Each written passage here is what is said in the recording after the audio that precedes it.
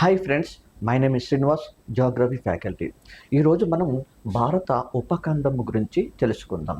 Okay, so మరి ఉపఖండం అంటే ఏంటిది అంటే ఒక ఖండానికి ఏ లక్షణాలు అవసరమో ఆ లక్షణాలు మన భారతదేశంలో ఉంటాయి. కావున మన భారతదేశాన్ని ఉపఖండము అనేటువంటి పేరుతో పిలుస్తారు.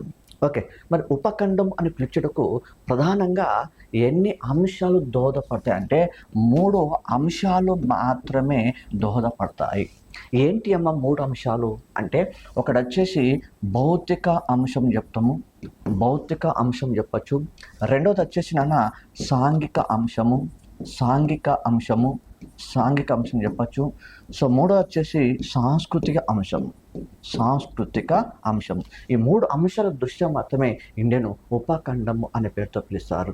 ఓకే, మరి భౌతిక అంశం వల్ల ఎట్లా ఇండియన్ ఉపఖండం అంటారు అనేది కాదు. దీన్ని చెప్పడానికి ముందు ఒకసారి భారతదేశ పటాన్ని పరిశీలించినట్లయితే చూడబా, ఇండియాకు ఉత్తర భాగం లోపల ఏముంటాయంటే హిమాలయ పర్వతాలు విస్తరించి ఉంటాయి.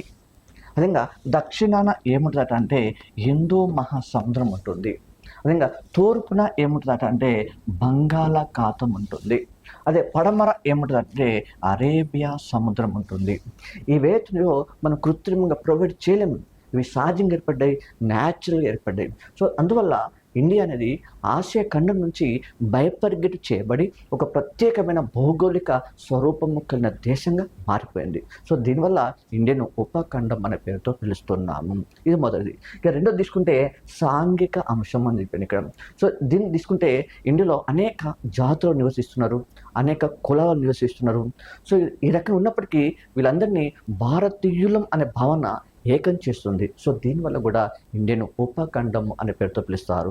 ఇంకా నెక్స్ట్ సాంస్కృతిక అంశం. సో దీనివల్ల ఎట్లా ఇండియన్ ఉపఖండం అంటారు అంటే ఇండియాలో అనేక మతాలు నివసిస్తున్నారు, అనేక మతాల వాళ్ళు అనేక సంస్కృతులు పాటిస్తున్నారు ఇక్కడ.